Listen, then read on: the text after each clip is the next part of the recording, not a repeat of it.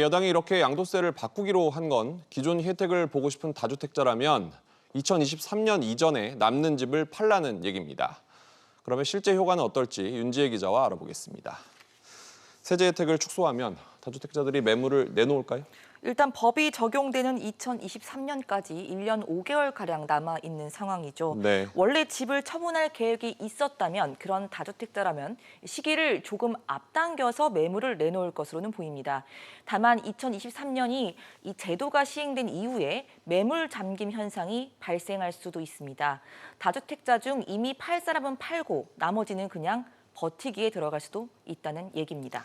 그렇다면 여전히 가진 집을 전부 팔지 않을 가능성도 있다는 얘기인가요? 네, 맞습니다. 일단 증여 가능성이 높습니다. 네. 실제로 6월 양도세 중과 이후에도 다주택자의 매물이 나오는 대신 증여만 늘었습니다. 서울의 경우에는 5월 증여가 1,200여 건이었는데 양도세 중과가 시행된 이후인 6월에는 1,700여 건으로 오히려 1.3배 정도 늘어나기도 했습니다. 네. 또 나중에 양도세 부담이 높아지더라도 다주택자로서 집값 상승분이 더 높을 것이란 기대를 한다면 굳이 갖고 있는 집을 내놓지 않을 가능성이 높습니다.